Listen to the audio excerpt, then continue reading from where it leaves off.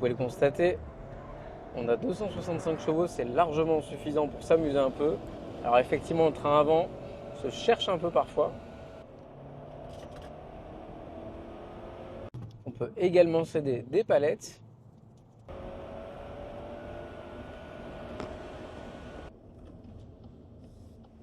On va pouvoir changer son mode de conduite entre éco-confort, normal sport et surtout individuel. C'est pas forcément des plus pratiques en roulant. On va pouvoir même adapter certains réglages et notamment le contrôle du châssis et le passer là tout de suite au sport. Et on ressent tout de suite les aspérités de la route.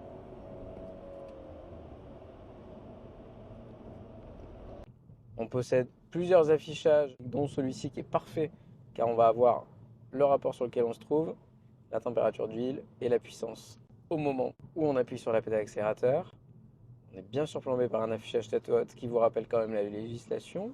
On a un break de 4,70 m, je le rappelle, mais on pourra se faire un petit peu plaisir sur les routes. Donc là, on a un sol qui est un tout petit peu mouillé. On va tester le freinage. Et pas de problème, ça freine super bien.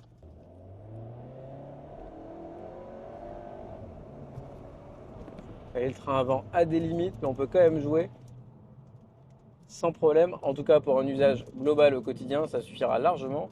La boîte parfois peut manquer un tout petit peu de réactivité, ou au contraire, à d'autres moments, anticiper un peu trop vite un changement de rapport inutile. Enfin, quand on repasse en mode normal, pour la ville, on a quelque chose qui est quand même beaucoup plus filtré. En termes d'amortissement et de suspension, ça devient très acceptable. Vous avez une Octavia de tous les jours, assez bien sonorisée. Alors contrairement à d'autres marques, ici, pas de bouton qui vous permettra d'enlever toutes les ADAS d'un coup, mais un raccourci sur le volant vous permet d'enlever notamment les deux plus embêtants au quotidien, à savoir l'alerte de survitesse et parfois le lane assist, quoiqu'il n'est pas forcément très embêtant sur ce modèle.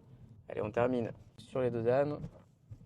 Ça reste un poil raide par rapport à la suspension qui est raffermie quoi qu'il arrive, même en mode confort d'une Octavia traditionnelle. Et ça n'est pas non plus catastrophique. En conclusion, sur la route, cette Octavia RS, c'est être polyvalente à défaut d'être radicale. Elle vous offrira un niveau de sensation à la hauteur de sa puissance. Il ne faudra pas aller chercher cette voiture comme un break de chasse surpuissant, ce n'est pas sa vocation. En revanche, un vrai couteau suisse dans toutes les situations, sans jamais manquer de reprise ou de relance. Le tout, on le rappelle, par rapport à la concurrence, sur lequel elle est à peu près seule au monde en break, et surtout une motorisation 100% d'AMEC.